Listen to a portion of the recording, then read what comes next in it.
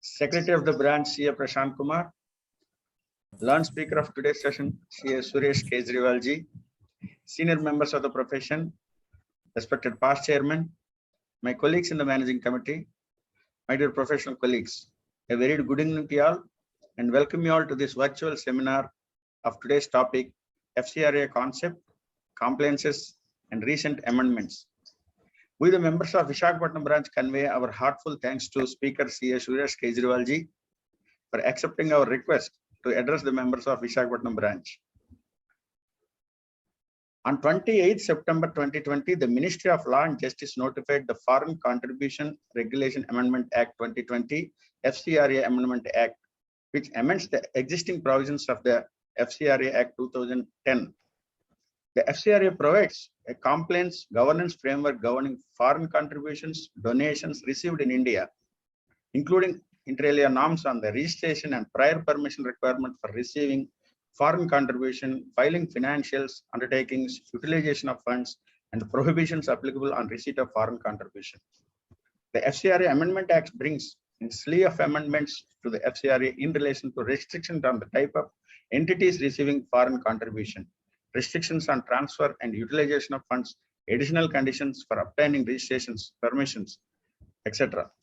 The key amendments brought by the FCRA Amendment Act: prohibition on receiving foreign contribution. 3.1 of the FCRA sets out the list of persons who are prohibited from receiving any kind of foreign contribution. The second, transfer of foreign contributions, requirement of Aadhaar, FCRA account, restrictions on utilization of funds. Previously, 8 of the FCRA stipulated the maximum cap of 50% on the percentage of foreign contribution that may be utilized towards administrative expenses. Now it has been amended with a upper limit of 20%. Again, renewal, suspension of registration, also there are some changes. Finally, the FCRA Amendment Act can be seen as another step by the central government towards regulating the flow of funds received from non-residents by resident Indians.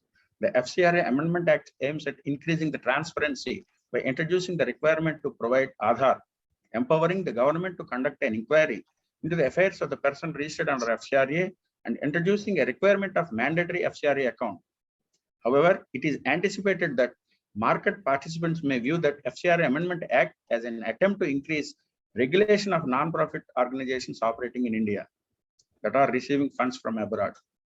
To explain about many amendments in FCRA, we have renowned speaker CA Suresh Kejriwal ji with us today.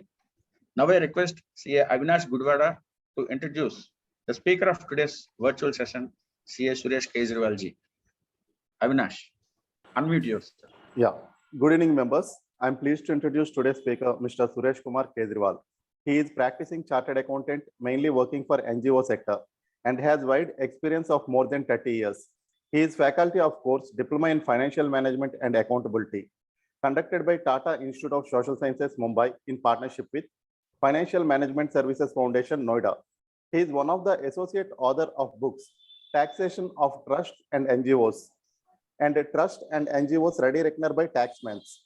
He is one of the person involved in preparing the draft frequently asked questions for NPOs on GST, published by Committee for Cooperatives and NPO Sector, ICAI.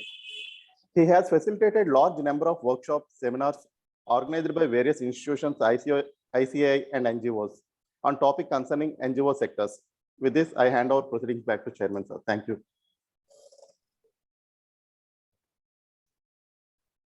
Thank you, Avinash. Now I request the speaker to take up the session, sir. Thank you, Chairman, sir. And this is indeed my privilege to associate again with Visakhapatnam chapter. And this time on a different topic. I had the occasion of associating myself on the income tax, I think more than one occasion, 2 occasions.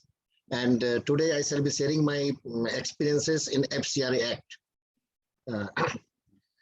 And as the chairman sir has already explained the recent amendments in last year, September 20, and thereafter a number of changes have taken place through rules and through FAQs and through charters.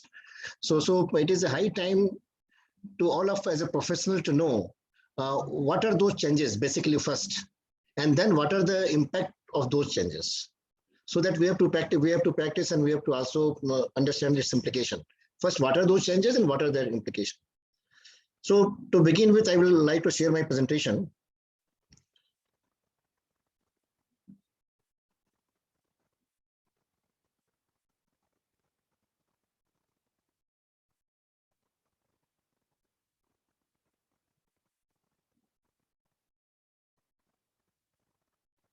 This is clear? Yes, sir. Clear, sir. Okay.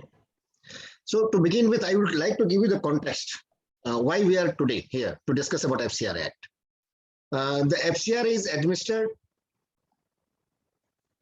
by Home Ministry, and the object is to regulate FC fund received and also to prohibit FC fund which may be detrimental to the national interest.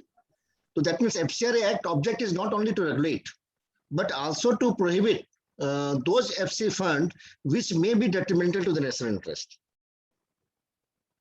Second,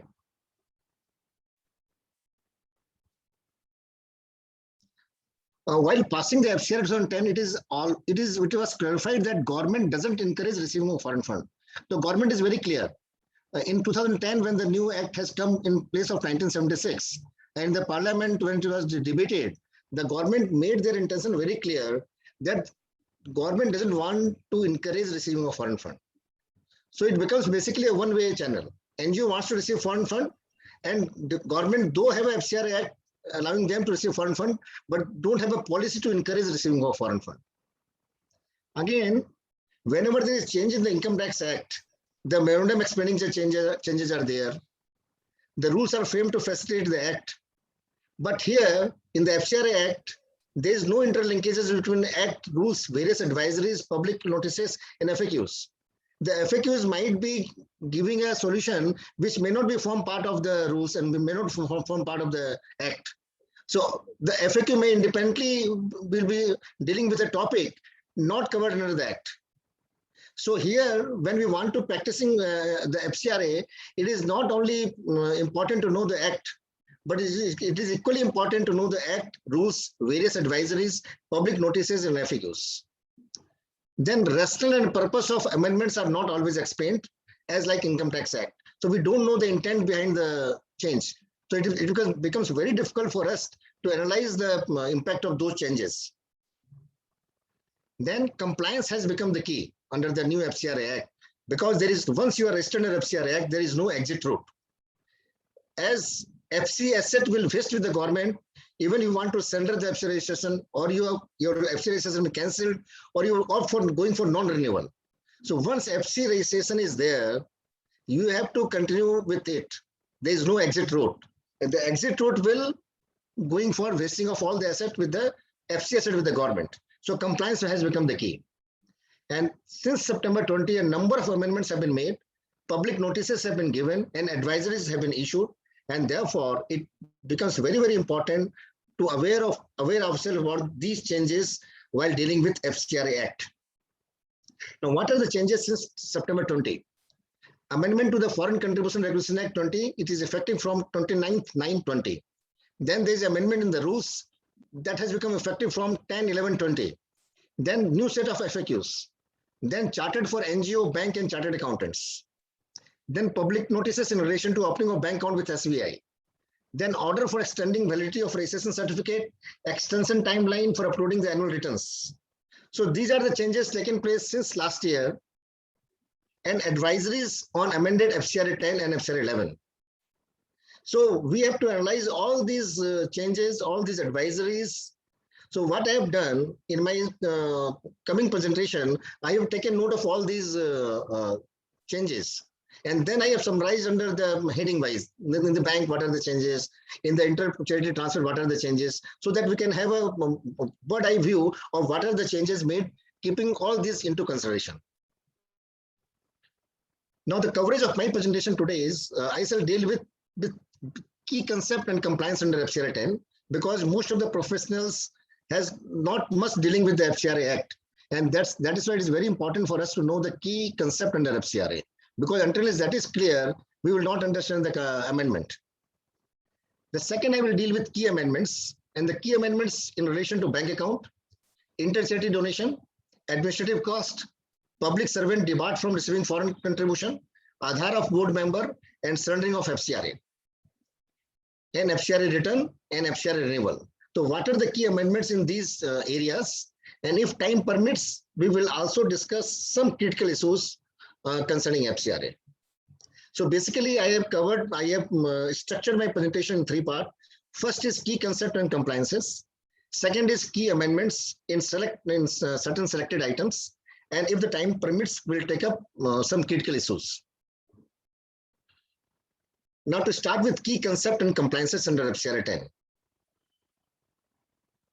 First, we have to understand who are covered under FCRA 2010. A person is covered under FCRA 2010, and it includes an association, an individual, an HUF, Section 8 companies.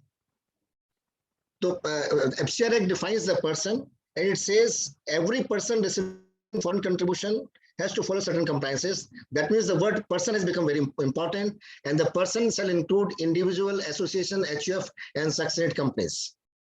Then it says it extends to whole of India. Again, it says it also applies to every citizen of India living outside India. Suppose any of your friend living in London, and he is still holding Indian passport, and if he wants to raise some foreign fund for doing some charity, then FCRA Act also applies to him, even though he is based in London. So basically, every citizen living outside India, the Act is applicable. And again, association, branches, or subsidiaries outside India of a companies and body incorporated in India. Any company registered in India and having a branch office outside India, and if that branch office wants to receive certain foreign grant for doing charities, then they're also covered under FCRA Act. It exempts statutory bodies. Who are the statutory bodies? Who are wholly owned by government and required to have their accounts compulsorily audited by CAG through notification dated 30th 1, 2020. Meaning thereby all the statutory bodies and whose accounts are compulsorily audited by the CAG, they are exempted from the operation of FCRA Act. And again, transaction between government of India and government of any foreign country is again not covered under FCRA Act. That means the central government may have a foreign contribution, can receive foreign contribution from any other government or from any other company, and for that FCRA Act is not applicable. So these are the basically coverage and exemption for FCRA Act. Now the first step is because FCRA applies when you are receiving foreign contribution. And therefore, it is very important for us to know what is foreign contribution, because most of the confusion arises on the understanding of the meaning of foreign contribution. Now, foreign contribution is a donation, delivery, or transfer by any foreign source. That means foreign contribution is a donation, delivery, or transfer by any foreign source of any article or currency or security. That means if you are receiving any money from a foreign source, or you are receiving any article from a foreign source, you are receiving any security from a foreign source, it becomes a foreign contribution. And again, the article they are saying gift for personal use up to market value of 1 lakh shall not be covered under the FCRA Act. That means if a person is receiving up to 1 lakh of market value article, not cash, then up to 1 lakh, that is not coming under the definition of foreign contribution. And again, it says it includes. So what if one is a direct transfer from foreign source, and it includes the FC from the local sources also, and it includes the interest accrued on foreign contribution. That means if you are keeping your fixed FC money in a bank account and interest is earned, that interest is also form part of the foreign contribution. This we call it foreign contribution from local sources. The first part was foreign contribution from foreign sources, and the second part was deeming foreign contribution from local sources, and it includes foreign interest accrued on foreign contribution or any other income derived from foreign contribution. For example, if you purchased a house from FC money and you are getting rent from that, so that rental income shall also be a part of foreign contribution. And pass on FC money. Suppose one organization giving money to another organization, though it is prohibited after the amendment, but even after prohibition, if anybody wants to transfer that money to another NGO, that NGO must have an FCRA registration, because this is an FC money. And it excludes the amount received by way of fees towards cost in lieu of goods and services rendered in the ordinary course of business. So that meaning thereby, if an NGO who have an FCRA registration and also engaged in selling of the product of the produced by the beneficiaries So whatever and they are also exporting that produce, so whatever they are receiving against sale of goods is not covered under FCRA Act. So FCRA Act, the foreign contribution is defined in a two-way layer. One is any money or article or security received from a foreign source. Then even the deemed foreign source is including the interest and the pass on money and the income from the foreign contribution, and it excludes the if they are money received in a normal business transactions like sale of goods, consultancy services. Those are not in the nature of foreign contribution.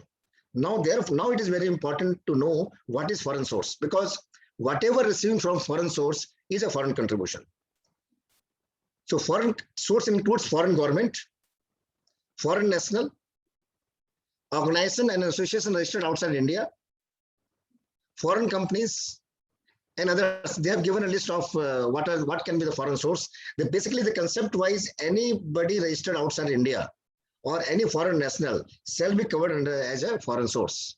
But the foreign source definition also excludes, and it excludes an Indian company having more than 50% shareholding outside India and FEMA compliant, like HDFC Bank, ICICI Bank, that used to be foreign source before, but after 2016, after the amendment, since 1976, because of the different definition of foreign source, but now they are excluded from the definition of foreign source.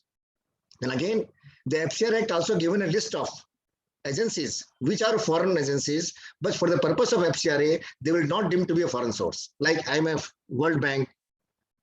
All those agencies, they have a list of more than 128 agencies, though based in outside India, but for the purpose of FCRA Act, they are not considered to be a foreign source. So by this definition, we have to understand what is foreign contribution. If our receipt falls within the definition of foreign contribution, then only we go to the second step under FCRA Act. So the first question is, should donation from NRI to an Indian NGO in dollar be treated as FC fund? So in the definition we've seen, it is a foreign source has to be there. Currency is not important, source is important. So if your NRI friend is based in UK, but is still holding the Indian passport, he can remit the dollar from his bank account. That money is not foreign source, because source is Indian, because he is still holding Indian passport. So source is important, not the currency. However, the NRI should donate out of his own fund. He cannot take a charity there and then give you the fund. He has to give out of his own fund. And that's why we advise, whenever you're receiving from an NRI friend from outside India, ask him to give you a copy of the passport, so that we can know, we can establish his nationality, and also take a certificate that the money transferred by him is out of its own fund.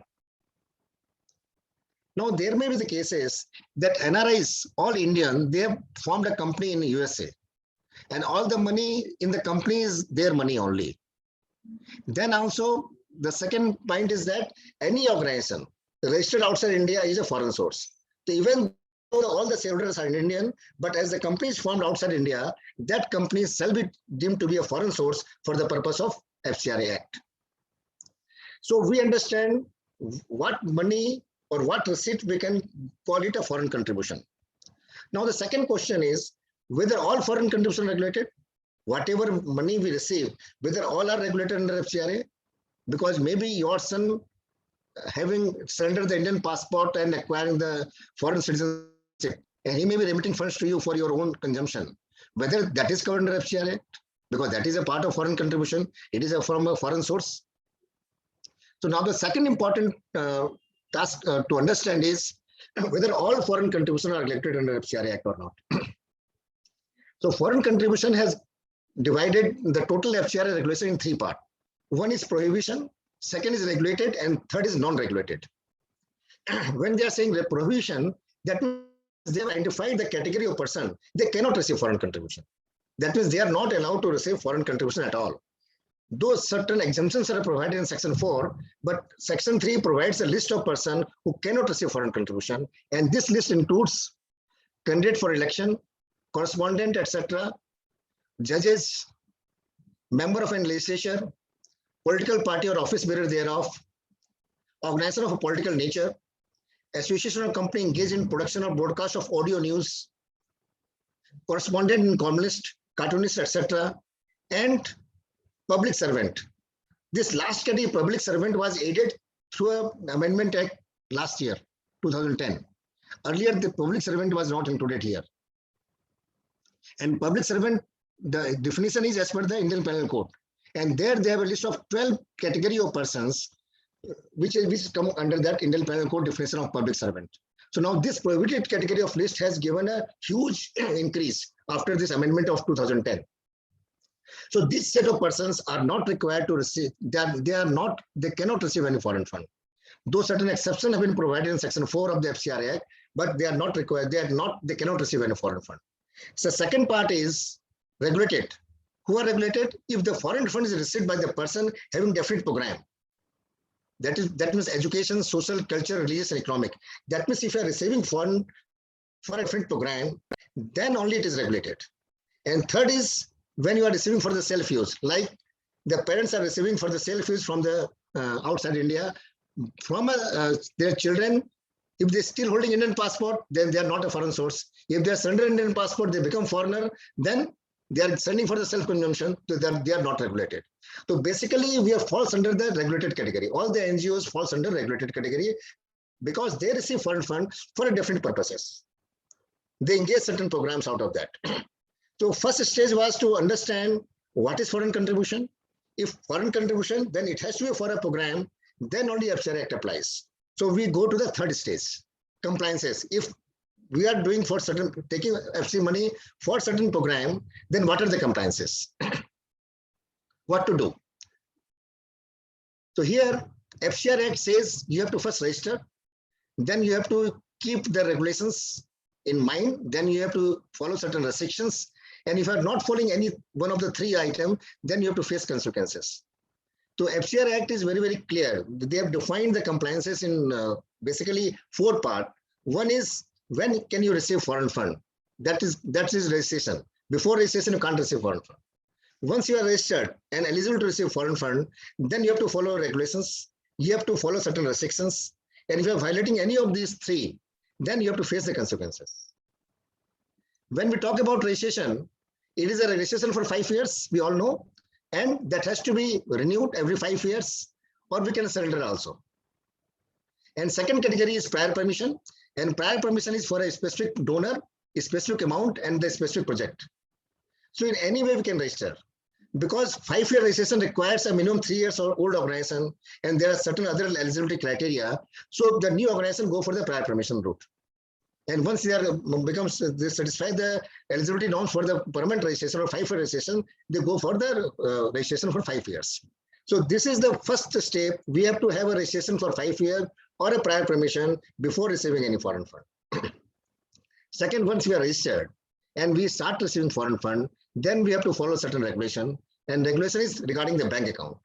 All the foreign fund must be received through a SBI bank account in New Delhi main branch. And then we can have another FCRA account or a platinum bank account as per the FCRA Act.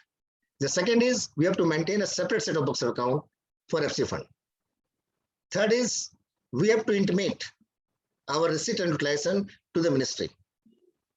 FC4, annual return.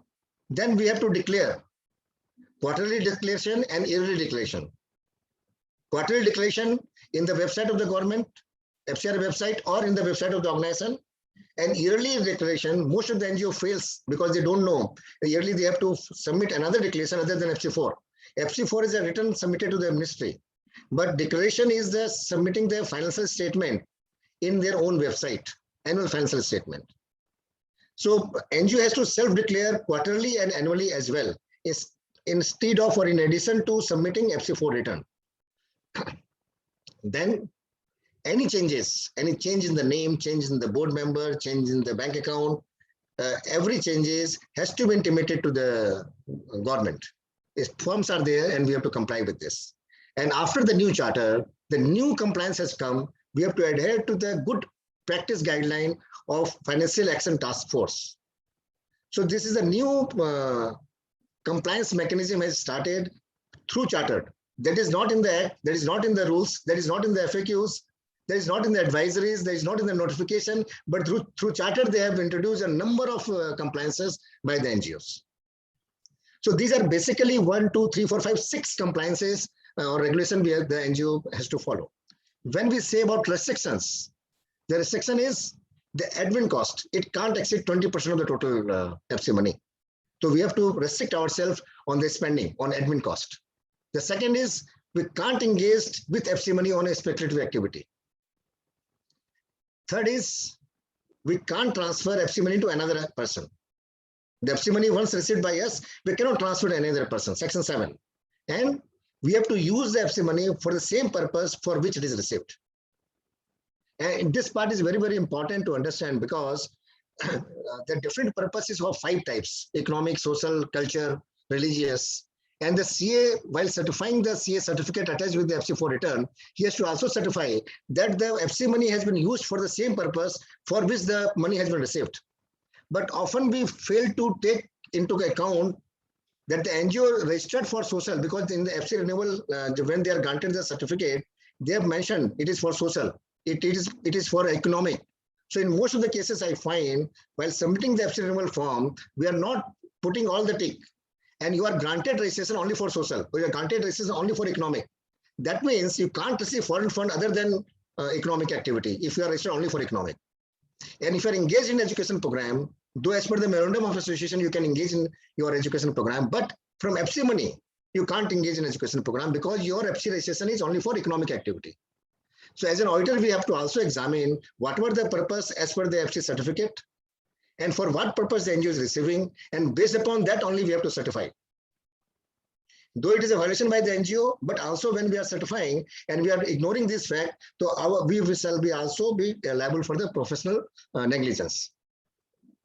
So these are the first registration, second is regulation, third is restriction, and if you are not following any one or more, then our registration can be suspended, our registration can be cancelled, or we have to face penalties, prosecution, and compounding. So these are in brief the key compliances of FCRA Act. These are nutshell, just to give a broad overview. What is FCRA Act?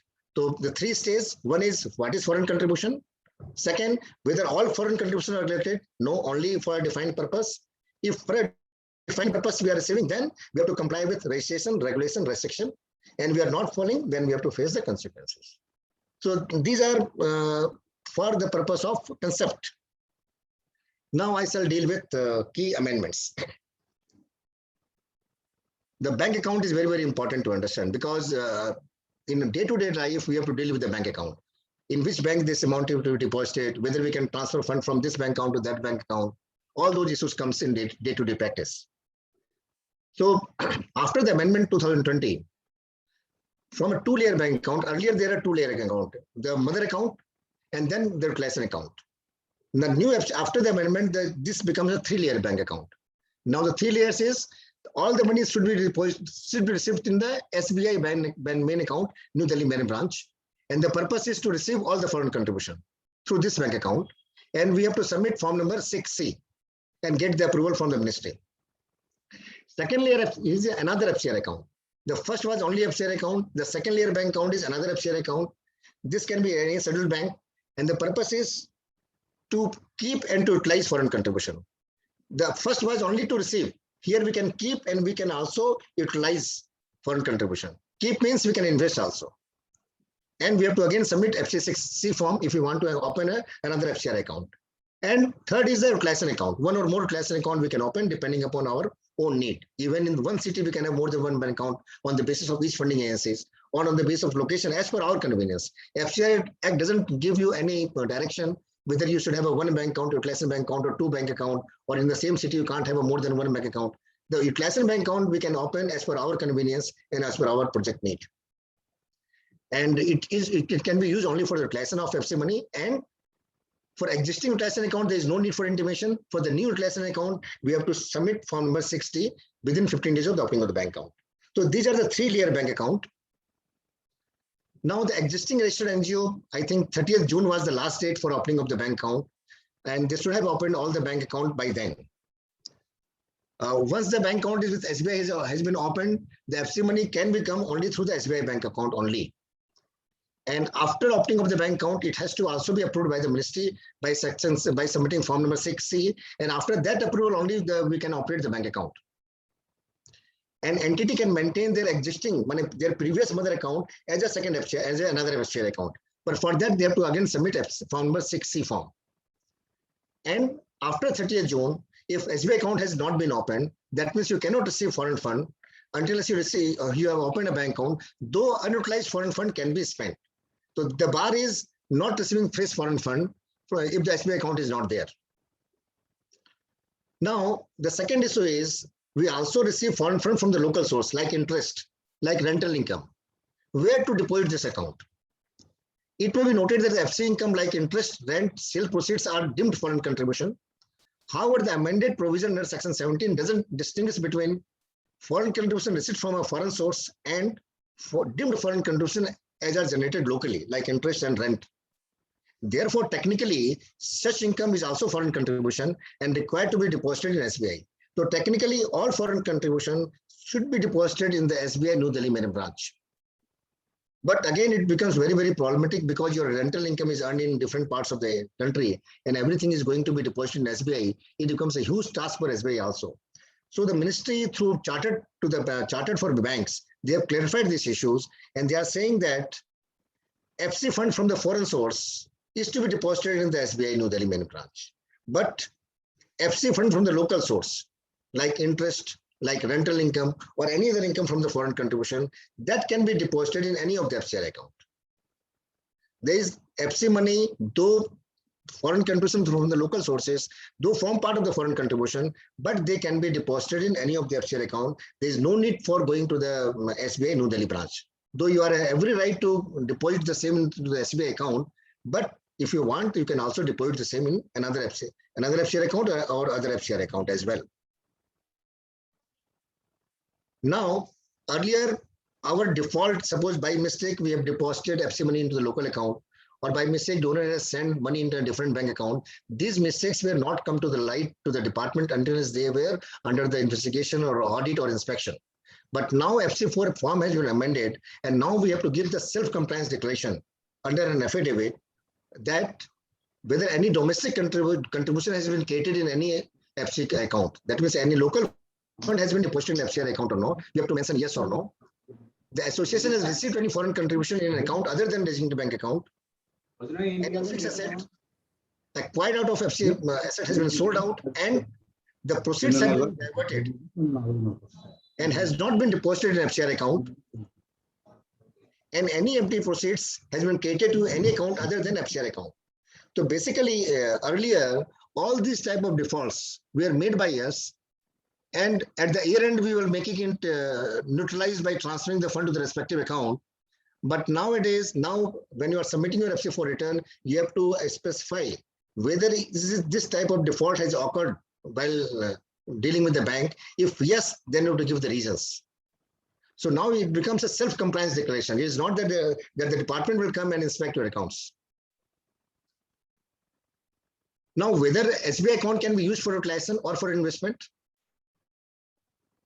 no clarity in the act, but it can be used for utilization and investment purposes both, because this act is not debarred you that SBI account you can't use for utilization. It is only for receiving. So as per our understanding, though there is no clarity, but SBI account we can also utilize from there and we can also make investment from there. Now for new registration, whether there is a need for opening the FCI account with SBI or there is a need for opening another FCI account as well. As per our understanding, we have to open only the account with SBI at the time of making application for new registration. But that opening is must. Without we open a bank account with SBI account New Delhi, our registration for application will not be accepted. And how many bank accounts certified to be submitted with FC4 return? In FC4 return, we have to upload the certified copy of the mother account, and which we normally used to do. But in the chartered issued to the recent charter, they are saying all the FCI account. That means mother FCI account and another FCI account, utilization account, all the accounts certified copy from the bank should be uploaded with the FC4 return. I don't know how it is practically possible for the bigger NGOs where a number of hundreds of utilization bank account to upload those accounts as well. But the chartered issued to for the organization registered under FCRA, the chartered requires that every bank account statement should be uploaded with the FC4 return, not only the mother account which we used to upload previously. Now, what is the limit under FCRA for the expenditure? Like income tax, we know is a 10,000, whether there is any such limit under FCRA Act or not. So as per the advisory given by FCRA department on 21/10/2014, the limit is 20,000, meaning thereby up to 20,000 we can spend in cash, but beyond 20,000 we have to pay by account paycheck under FCRA also. As per do and do nots, then they are saying do not use ATM and debit card. For FC money, you can't use debit and ATM cards. They are saying avoid cash payment. They are not giving any limit, but they are saying avoid cash payment because it is suspect. You must have a control system in place. So that any payment.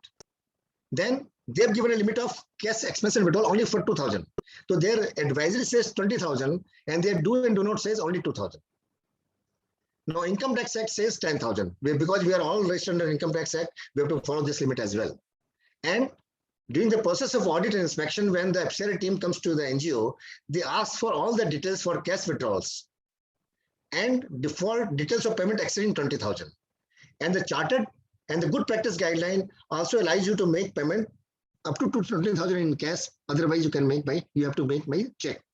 So basically, though the department has somewhat confused what is the limit for cash expenditure, though most of the cases they're saying 20,000, but as per income tax, the 10,000 limit is there, so we have to follow 10,000 only. But do and do not says 2,000.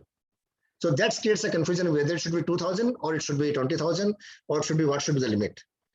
What we understand in most of the in the FAQs, in the good practice guideline, in the chartered, in the their act during the audit process, the limit is they are considering to be 20,000. But to the extent possible, we should avoid cash payment. Even we can make payment 5,000 by check, we should make payment by check, because as per the do and do nots, they are saying any cash withdrawal will be seen as a suspect. And the department will come into inspection, they will go in detail for those withdrawals. And that's why when any inspections we have faced, the department has taken all the cash withdrawal details for the last 3 years. So these are some of the provisions I have dealt in very detail for a bank account, because these are the normal routine issues we have to face when we are dealing with the client. The second important change is inter-charity donation. Now, inter-charity donation means the mother NGO taking FC fund and they used to transfer to the smaller NGO who are also registered under FCRA, and they are passing money to them and they are getting the work done and they are reporting to the mother NGO, or mother NGO in turn collecting all the data and making a separate report to the donor agencies. Now, amendment of 2020 has says that no person who is registered and granted a certificate or has obtained prior permission under FCRA Act and received any foreign contribution shall transfer foreign contribution to any other person. That means they are saying no transfer to any other person. They are not even saying that it is for a defined purpose. They are blanket, they are saying you cannot transfer FC money to any other person. The purpose of amendment is to stop the NGO from making chain transfer of foreign fund a business, because most of the agencies, the mother NGOs, has make a chain effect, because they are receiving foreign fund, they are giving to another NGO giving to another NGO. So to reduce that chain effect as a business, this amendment has come. But the amendment has prohibited transfer of FC fund to any other person, meaning that however the foreign contribution is transferred to other person for different reasons. Maybe for direct utilization, we are making payment to the vendors. We are making payment for the salaries. Here again, the foreign contribution is transferred. Then we are giving assistance to the beneficiaries. We are transferring fund to the community and a school for relief shelters. And we are transferring fund to the exempt entities.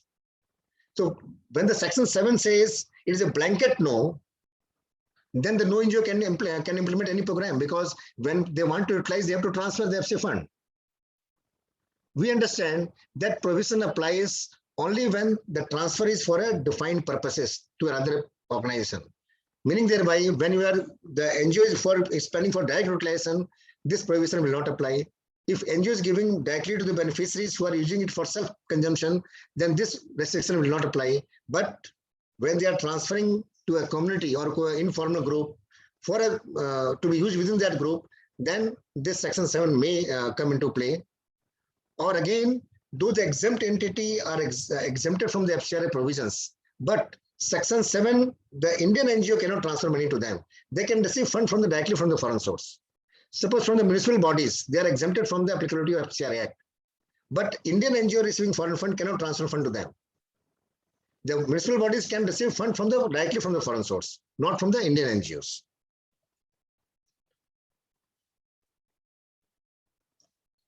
Now the second issue is whether unspent balance lying with the NGO can be refunded to the mother NGO or foreign donor. We understand Section 7 of amended FCRA Act prohibit any type of transfer of FC fund to another person, and therefore even the refund of unutilized balance by sub-grantee to the mother NGO in India shall be covered under Section 7 of the amended Act. That means if the certain implementing partners have certain funds lying with them, and after 29 September, they cannot transfer back to the mother NGO because it will tantamount to transfer of fund. However, it is recommended that such refund of unutilized grant should be made with the prior approval of the FCRA department. Section 50 is a section under FCRA which says in case of difficulties, we are not in a position to follow certain act, then you can apply that these are the unspent balance lying with them. But us, all of our act, the act has changed place and we want to refund back to the mother NGO or to the foreign source. And based upon that approval, we can transfer the money back to the respective place.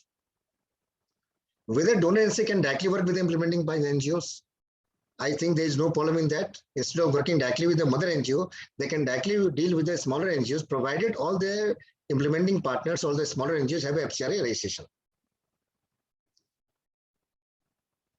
Whether the amount receivable out of the project grant agreement already executed on or before 29/9/20 can be received after the amendment.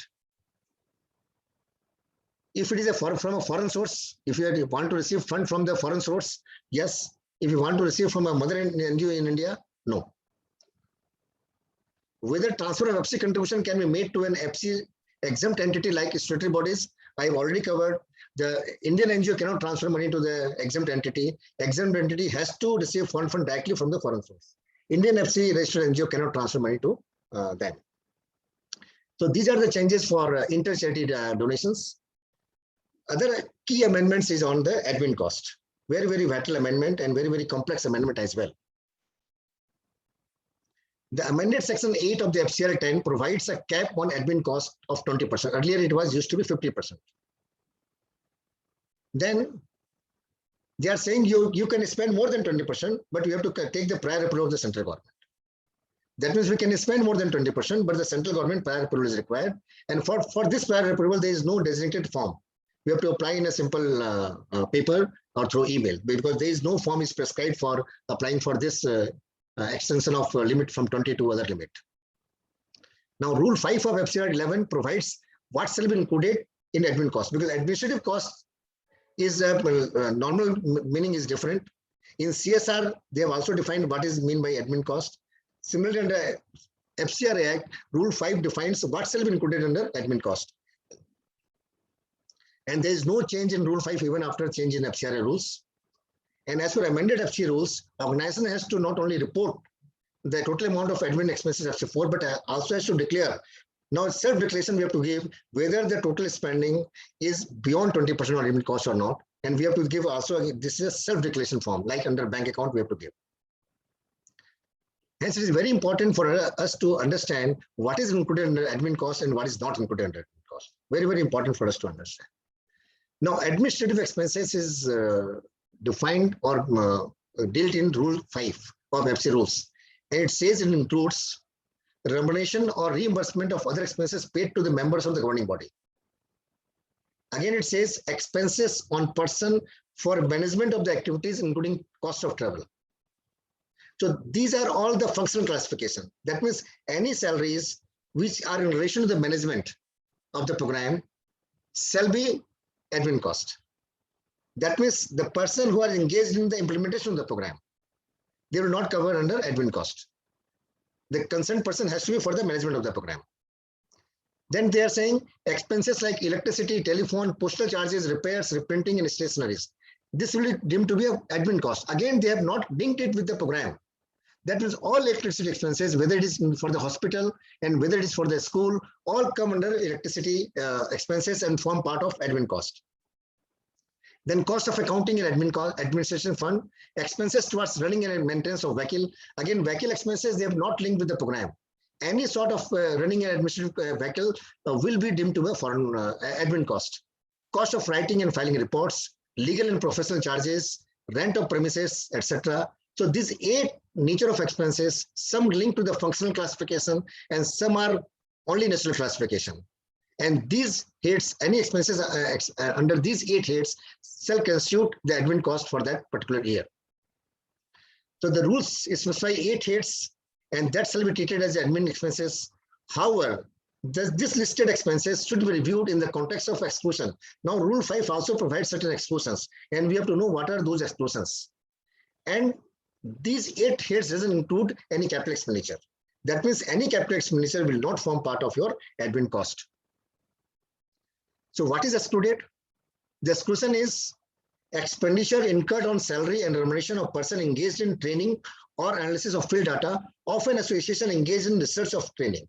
That means any association engaged in research or training, any salary paid by them on a person engaged in training or analysis of data shall not constitute admin cost.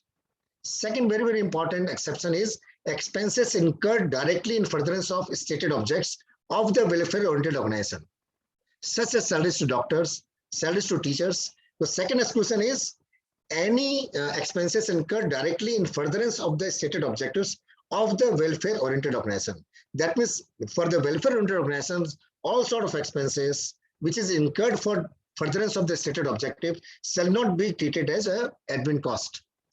And the third exception we have already dealt with, the admin cost includes the staff engaged in the management of the program, meaning thereby the staff who are implementing the program will not be covered under admin cost.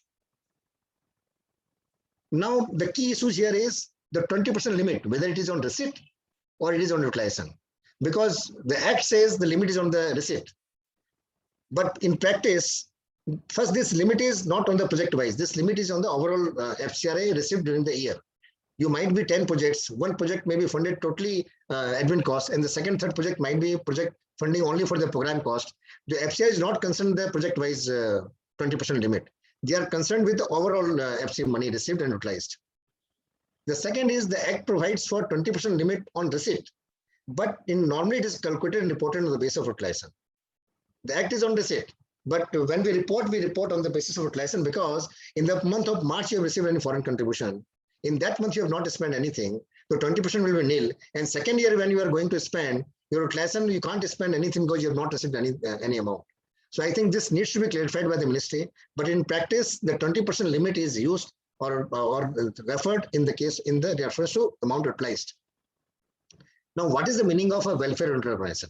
Because the exception to the admin cost says any amount is spent on the furtherance of the objectives of a welfare organization will not be a FCRA, will not be admin cost. Now, no difference in the FCRA when we can call the organization to be a welfare organization. Not found to be defined under any law. We understand if the NGO uses foreign contribution for providing material, services, technical know-how, and other benefits directly to the poor and the needy people. Meaning thereby, if we have directly working with the beneficiaries, direct connection with the beneficiaries, then our work can be classified to be a welfare-oriented work, and our organization can be classified as a welfare-oriented organization. And if that is being so, then this admin cost various expenses, which is for the furtherance of the objective, will not come under the admin cost limit as altogether. Now, reporting requirement. Under the current scheme of reporting under FCRA 10, admin expenditure is required to be reported to the FCRA of the authorities under FC4. 3.2, we have to report what is the total amount of admin expenses. And implication, if we spend more than 20%, then we can go for either prior approval or we have to go for compounding. And compounding is 1 lakh or 5% of the excess admin expenses. And it is to be noted that compounding for one default cannot be used. We cannot use compounding year after year. One compounding, then another compounding we can use only after 3 years. So, so we have to be very, very particular in certifying the figure of admin cost. We have to understand whether the organization is welfare organization or not, what are included, what are excluded. We have to keep total working chart with us, because whenever the inspection teams comes for the audit and inspection of the accounts of the NGO, they go for how we are defining and classifying the admin cost. Now, other key changes is the public servant depart from receiving foreign contribution, the new edition of 2020.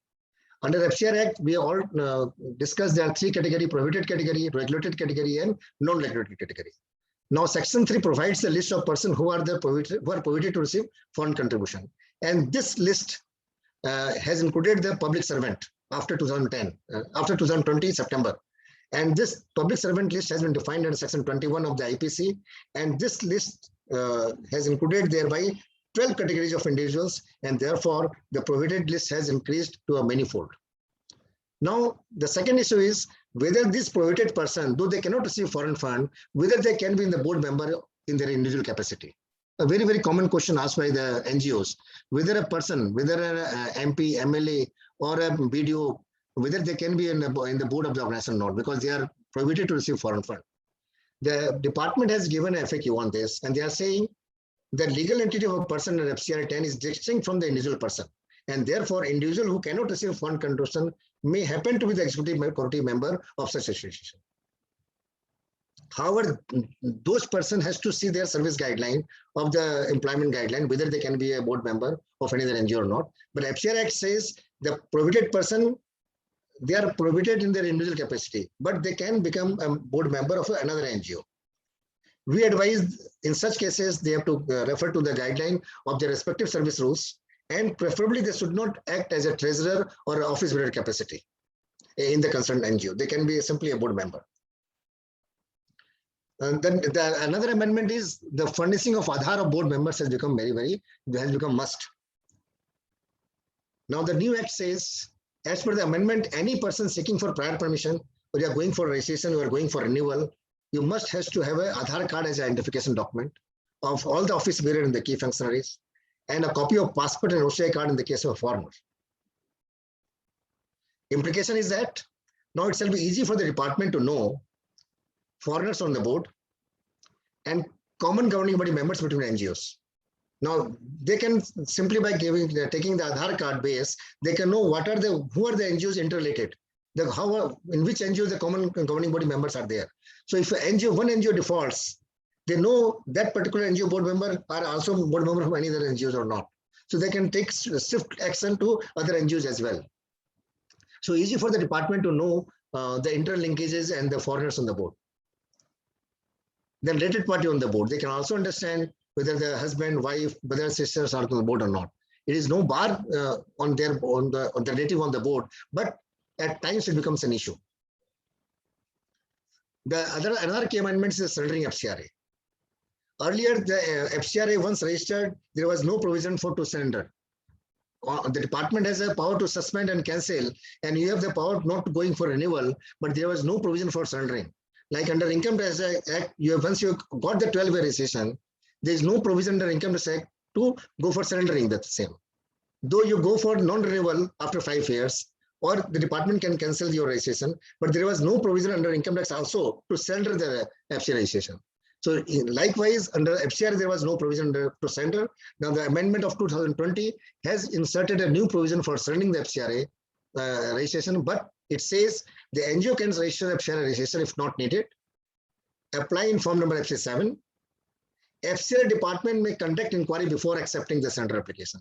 They will make inquiries, and if found okay, then they will approve the surrender.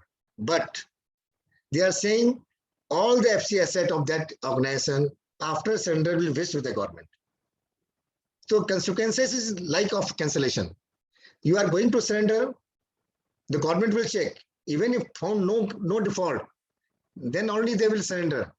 They will accept surrender. But all the FC asset will go to the department, based with the government.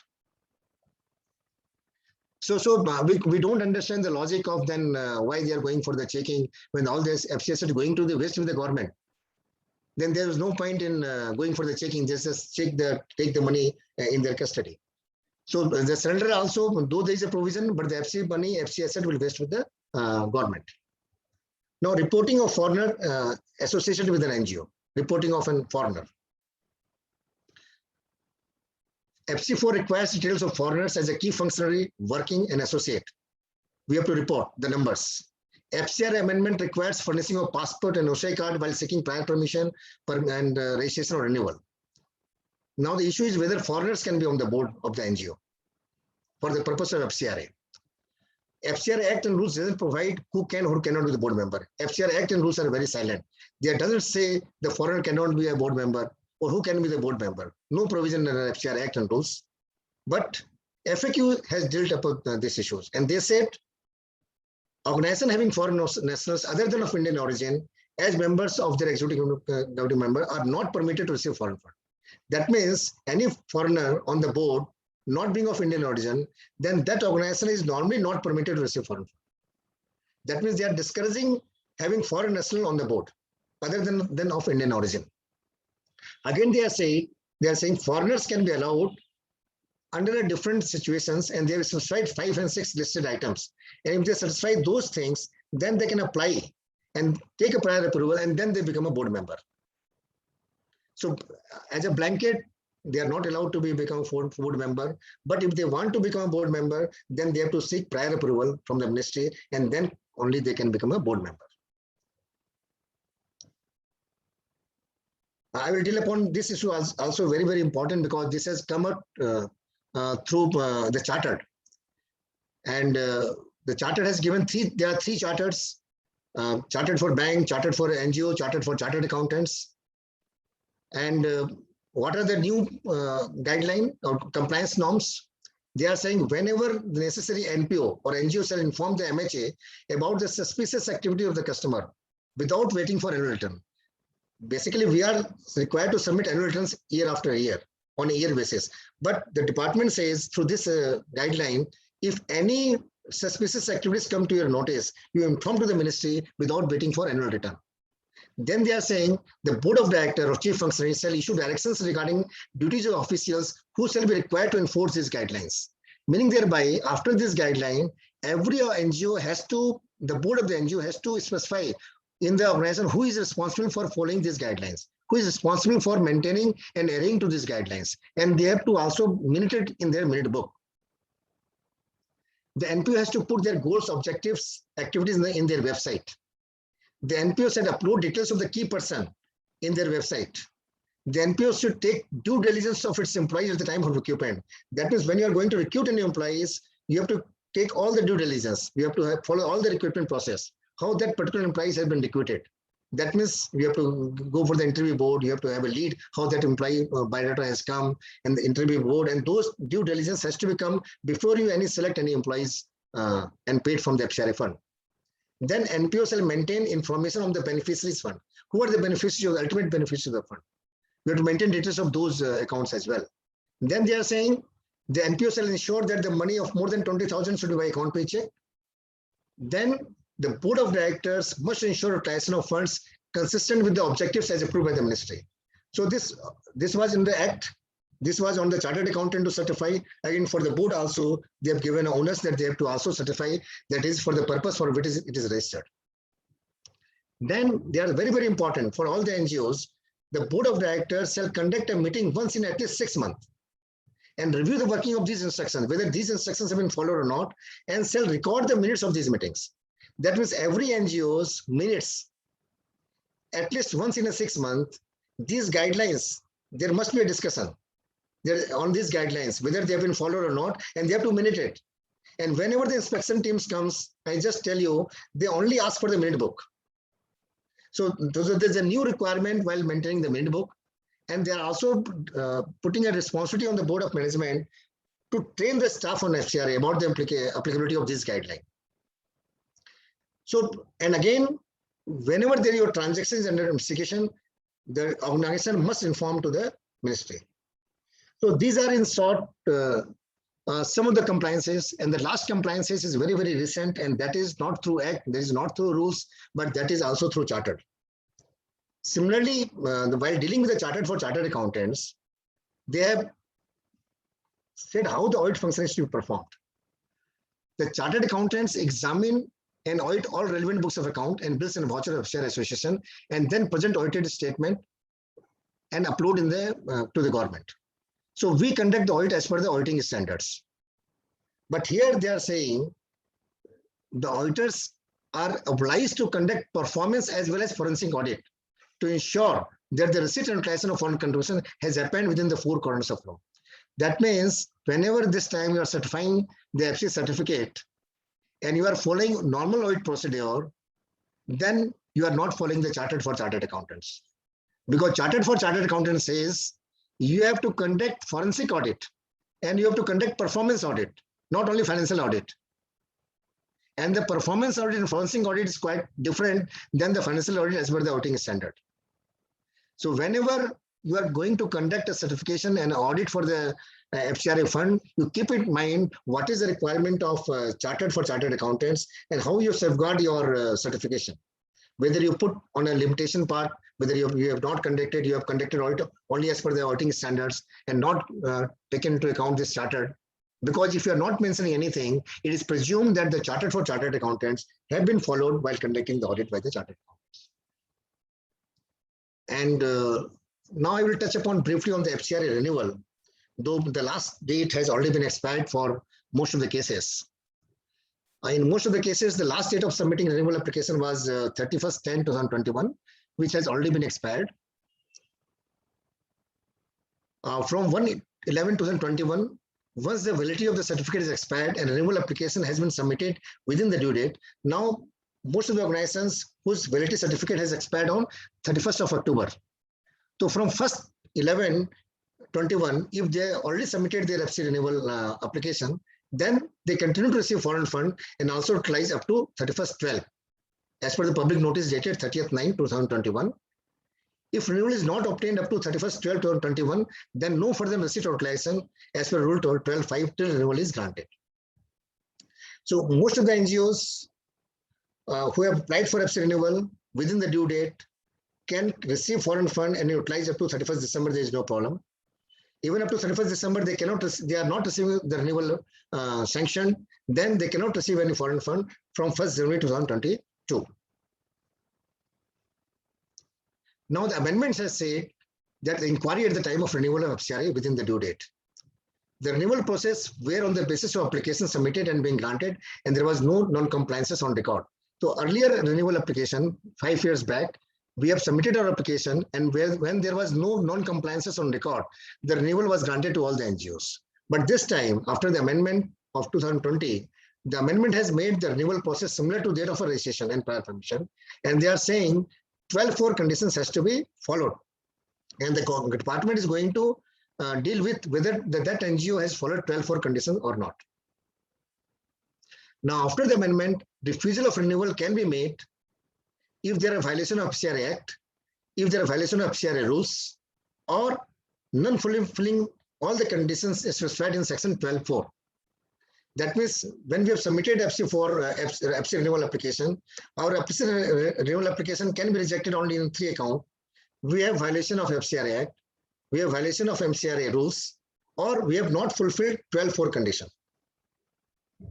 To summarize,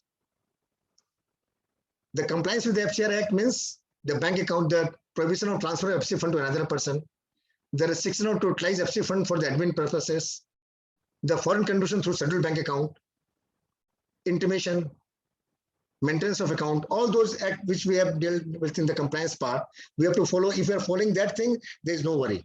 Similarly, we have to comply with the rules. Rules means how to calculate admin cost, how to dispose quarterly and yearly declaration, how to maintain books of account, we have to submit yearly intimation, and we have to change to be intimated for name, address, nature, object, bank account, opting out class bank account, change the keyboard member. All these we have to follow. If you are following all these things, again, there is no point of worry.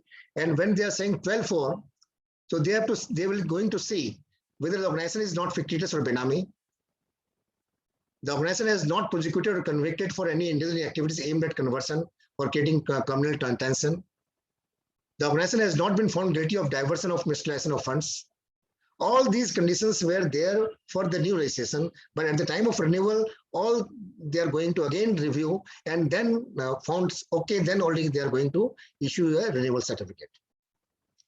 So these are the key amendments on the renewal, and in case no renewal application is submitted within the due date, then as per Rule 12.6 and Rule 12.6a, all the FC money and all the FC asset will vest with the government till your registration, new registration has been granted. And we can also have a power or the option to make a debilated application within 1 year after the expiry of registration, provided the reason for delay is explained. So these are in brief some of the amendments on the renewals, and we can lastly touch upon the brief the changes in the key changes in the FC4, the last part, and effective from 10th November 2020. The amended form has already been uploaded, meaning thereby even for 1920, the amended FC form shall be used. The receipt has to be classified into social, culture, economic, that means purpose-wise you have to classify the receipt. They have been set at 15 compliances, self-declaration compliances. Some of them we have dealt upon with the bank account, one we have dealt upon with the admin cost. So like that, they have dealt 15 self-declaration, we have to say yes or no. If we are saying yes, that means we have defaulted. We have to give reasons. And the last date was extended up to 30th June 2021 for submitting. But because of non-opening of SBI account, most of the NGOs are not able to open the SBI account in New Delhi branch, and therefore their return could not have been furnished. And if they want to furnish the return, the huge penalties they have to pay depending upon the amount of foreign conversion received during this year. And in most of the cases, suppose as per the latest data, only out of 22,000 NGOs, 15,000 NGOs have furnished the return for 1920, meaning more than 1/3 NGOs could not submit the FC return, mainly because of the non-opening of bank account with SBI. Though the case is pending before the Supreme Court, and the NGOs has appealed that opening of the SBI bank account has become a very tedious task for them, and there should be some comprehensive time limit, or they should not make compulsory to open a bank account in SBI New Delhi only when the NGOs are in a far away places to deal away with. But that judgment has not yet come. So most of the NGOs who have not furnished the return because of non-opening of bank account are in dilemma what to do, because they have submitted their renewal application, but renewal application will not be accepted till their SBI account is opened. So they have become a catch-22 situation. So if they want to get their FC renewal processed, they have to file their FC4 return. If FC4 return, no bank account, problem to submit, again they have to pay a huge penalties because they have not submitted up to June. So these are the come of some of the changes, and self-declaration I will not deal upon. This in the form itself, and this we have to declare yes or no.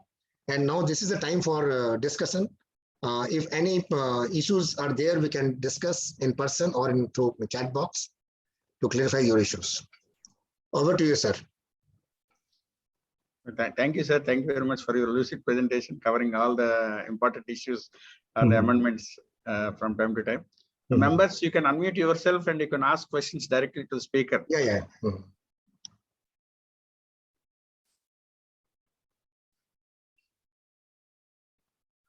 Or you can put it in the chat box if you would like to put it in the chat box also. It is okay. But all your queries can be answered by the speaker, so you can ask directly. It's a good opportunity for all of us to have a learned speaker from Kolkata, and he is very much experienced and learned speaker in this topic. So you can clear all your doubts in the minds. Members, you can unmute yourself. Are you able to unmute?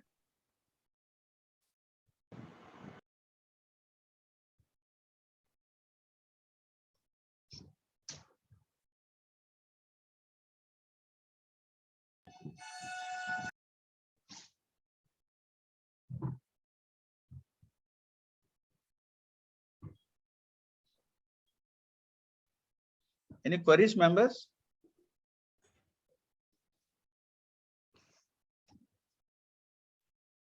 I think that he has explained very clear and categorically every aspect. Yes. People, so all no doubts in the minds of members and after his wonderful session. Actually, I have tried to of our Kejriwal ji. So everybody has understood the subject very well. So Sir, he is Vasudev Murthy, our vice chairman, sir. Okay. Sir, video on and Vasudev Murthy garu. Sir, excellent presentation, sir. That we have to come in person for the next year. Mhm. Yeah, actually, I made a presentation to give a conceptual overview also before dealing with the amendment. So that because as a member, I know in Calcutta also most of the chartered accountants do not go in detail the FCR Act, though they will dealing with the Income Tax Act. But the FCR Act, there is no very no time is devoted in that act. So it is equally important for me to make the FCR law clear to the structure, at least structure clear to the members. Yes, How it sir. In works. the recent times, sir, Suresh ji, in the recent times, so Mhm. most of the NGOs would like to import this oxygen concentrators. So during last year, second wave or first wave, last year time also, especially this year, during second wave, oxygen concentrators, most of the NGOs would plan to import. But due to this FCRA account, all these requirements, some of the NGOs they could not do for this import of these items and distribution to the needy people and all. That was an issue because No, actually, when they are saying import, the import can be of two types. They can import as a donation without paying anything to the particular, or they can import by paying money. Okay. So if they are paying money, they are importing, and out of local fund they are purchasing, then there is no issue. They can utilize. No.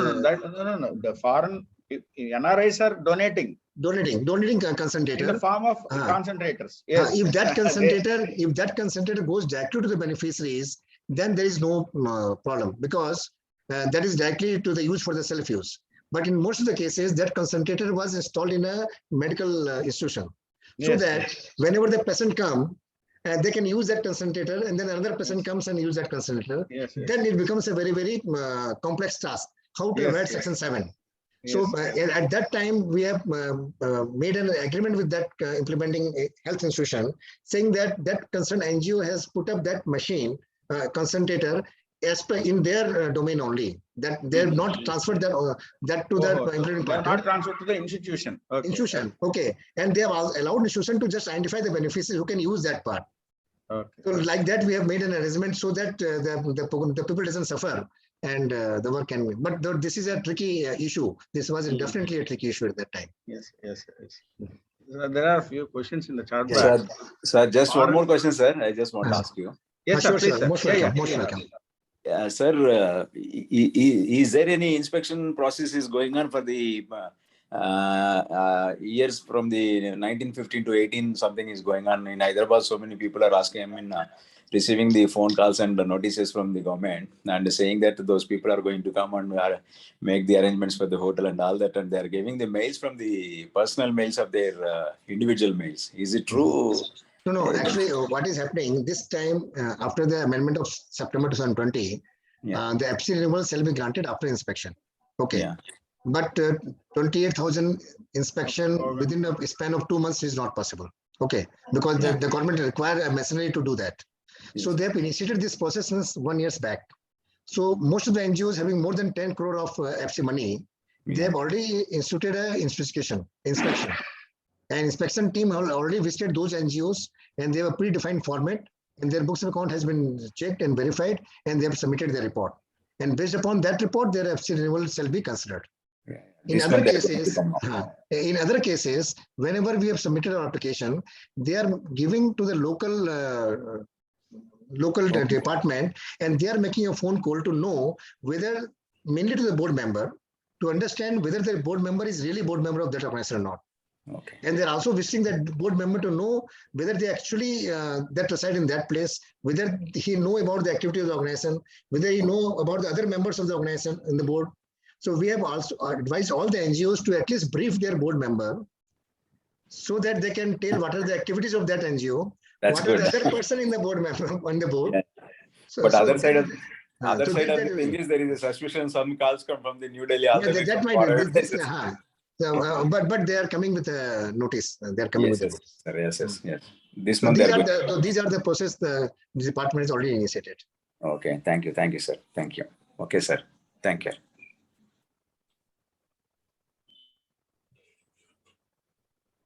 Sir, there is one question in the chat box. Can an NGO which has received foreign contribution again give donation to another FCRA registered NGO out of income from the investment. No. Actually, we have dealt upon section 7. It says after 29 September 20, no FC money can be transferred to another person. Okay. FC money includes all FC, dimmed FC and foreign source FC. That means interest is also an FC money.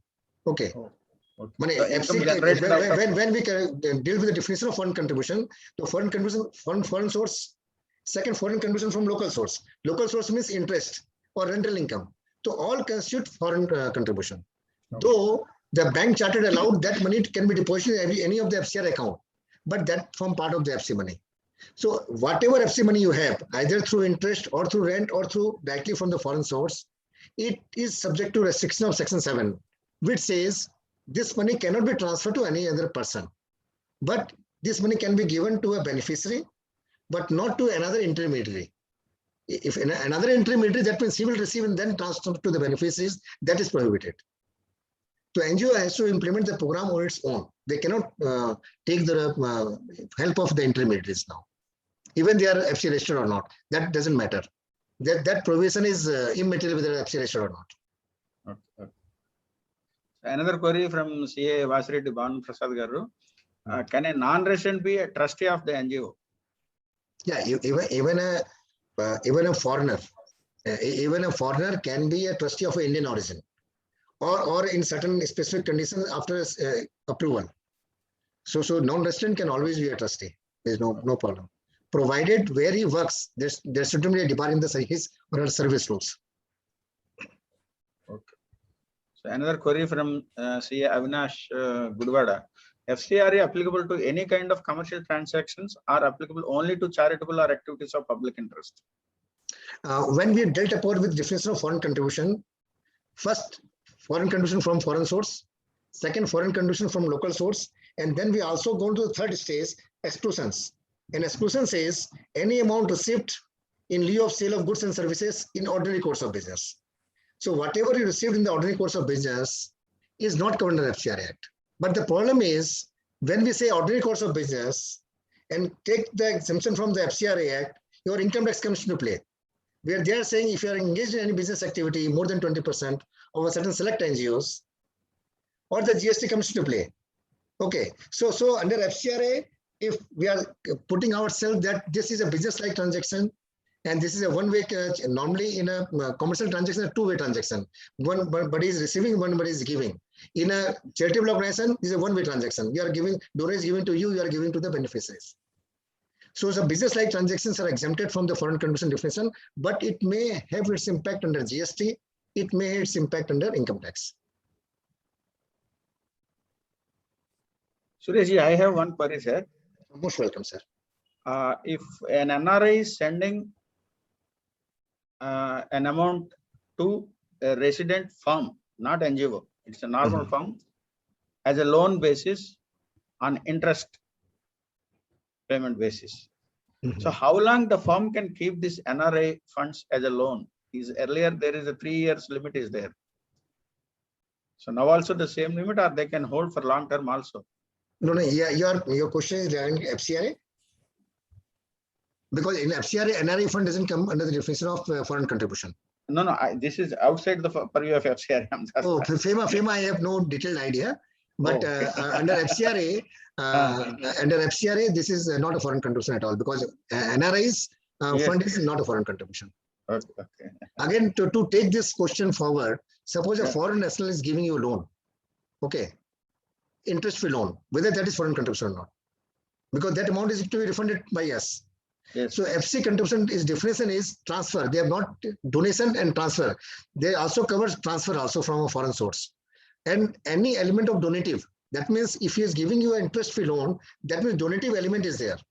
So even receiving interest component. the donative element, that some element of charity is there. So any transfer of fund, even for a loan, through loan, if no interest is charged or interest is charged at lower rate without any security, that transaction comes under the definition of FCRA. And that's why Section 8 company, when they are raising the capital from a foreigner, that is covered under FCRA. The Section 8 company shareholder, if they want to raise money from the foreign source, they should have a FCRA registration.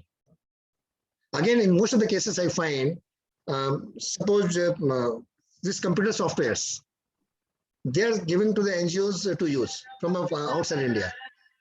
So if we are receiving this software program software license to use it by the NGO to transfer to the other NGOs, it tantamount to receiving a foreign contribution. You must have FCRA registration. Because the word article has not been defined, and the article includes even the patent, trademark, everything. Okay. Again, it depends on repatriation, non-repatriation basis, no, sir? Even is refundable. But when you received with an intent of a charity, you are receiving loan without any security and at a no rate of interest. That means that money has come for charity. So that money will come under FCRA, whether you can repatriate or not under FEMA. And that's why FCRA Act says FCRA Act shall be in addition to what other acts applicable on that. So it's not that on what FCRA applies, FEMA will not apply. FEMA will equally apply if there are specific provisions for that. Okay, sir. Thank you. Members, any more queries? Any more questions? Because normally in FCRA session, we receive a number of issues because number of issues is not clear to us. But in critical issues, we always deal upon one or two cases for which we don't find any answer. Because law is very subjective. It is a one-way traffic. You submit your application, then nobody knows what happens to that application. It's not like income tax, if you can file an RTI and we could know the status. Here it is something different. It is a one-way traffic. So Only compliance, sir. Only compliance, and that too without knowing what is the status of your compliance. Suppose they are saying within 15 days, you have to intimate the opening of your utilization bank account. You have submitted the form number 6D and that was not approved. So you, in another 10 days, another funding agency has come to you and you open another bank account. Now, how to upload that account? Because until that is approved, you are not allowed to upload that form 6D. So there is no provision of deemed approval, sir, after so many days. No, you have to intimate within 15 days. But that form 6D, because earlier form was not approved, you are not allowed to upload. So what to do? Suppose one board member has retired or expired. You have submitted form 6A. After 10 days, the AGM was held and 10 more board members have been changed. But earlier form was not approved, so you can't allow to upload that details. Yes. So again, you are making violation. What to do on that? We advise on those situations, make a hard copy of the form and submit the same to the department within the indicated time frame, saying that why they are not able to upload the form because the earlier form was not approved.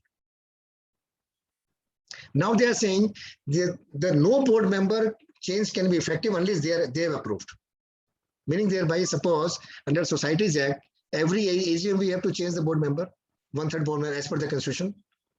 The FCRA says any change in the board member after the AGM will not be effective until they approve it. What is the meaning for that? Because like for bank, we are taking a bank guarantee, we are taking a loan. Every board member, every director of the company has to give a guarantee to the bank. Similarly, here every board member has to give an affidavit, individual affidavit to the FCRA department that they are under legal obligation to inform to the FCRA department if any non-compliances have taken place by that organization. That means every board member at the time of renewal have submitted an affidavit that he and she will inform to the FCRA department for any non-compliances made by the organization. Not the organization has to self-report. Even the board members under the legal through self-declaration affidavit, they have to intimate. So the logic behind prior approval from the Ministry of any change, they will then replace the new board member, they will again check, and then they will replace that affidavit with a new affidavit. So even if you resign, accepted of a board member through an AGM, and we have submitted to the rest of societies, but their affidavit stands in the FCRA department until that affidavit has been replaced by another affidavit to another NGO, just like bank. Their bank guarantee is still sold good. So these are the some of the complex situations when we deal, then it comes.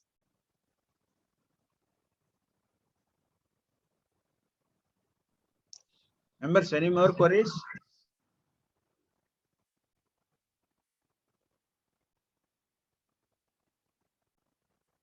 I think most of the members' doubts might have cleared with your presentation, sir. It is good for me. It is good for me. It is good for me.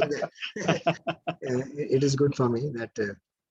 We request you to send your PPT presentation. Sure. sir, so that Most, we can, sure. circulate to our members. Sure. So those who could not attend today also will be benefited with your. Yeah, sure, more. Surely I will And do. we will be uploading your session also, recorded session also in the YouTube Okay. channel of Vizag Chartered Accounts is Mhm. Visakhapatnam branch, this thing. So thank you very much, sir, for your kind acceptance and addressing the members of Visakhapatnam. Thank you very much for giving me this privilege and opportunity. We expect your physical presence once the things comes to normal. We expect your physical presence for other topic like NGOs and other. You are more expert in other areas also. Yeah. So actually, I think you have contacted Manoj Fogla ji also for income tax. So Manoj Fogla from Cuttack. Yes, sir. So Yes, we sir. are discussing how to have a joint session on income tax and those issues for you. So whenever the situation improves, we can plan. No problem. Please, sir. Please, sir. You're most welcome, sir. We are pleased to receive you, and we are waiting for that time. Now we are unable to assess when the things comes to normal and all. Every time, no, every month. This month is over means okay, good. Like that. Something little happens and So much of uncertainty, sir. So much Yeah. of uncertainty and. Yes. That's true. Yeah. That's true. So now I request the secretary of our branch, CA Prashant Kumar, to propose vote of thanks. Respected Chairman, CS Muralikrishna Garu, Lane Speaker, CA Suresh Kumar G, past Chairman, senior members, my dear MC members, and other dignitaries, good evening to all. I am privileged to propose vote of thanks for the session on my own behalf and behalf of the Visakhapatnam branch members. Sir, I convey my sincere thanks for your acceptance of our invitation, and sharing your valuable knowledge for the benefit of the members. Sir, your vibrant deliberations given us more clarity in the FCRA for our members, sir. Your deliberations with support of wonderful PowerPoint presentation and special focus on areas like inter-charity donations, administration cost, exclusions, and compounding, renewal of FCRA registration, key changes to FCRA, and so on and so forth are covered exhaustively and extremely well, sir. Thank you very much for your wonderful deliberation, sir. Dear members, SARC conducting 53rd Regional Conference at Coimbatore on 19th and 20th of November. Request all the members, please register either for virtual mode or for physical mode. And I extend my thanks to all the members for joining this seminar and make it grand success. Thank you one and all. Thank you, sir. So we take your leave. Yeah, sir. Thank you, sir. Thank you very much. Thank you very much, sir. Thank you.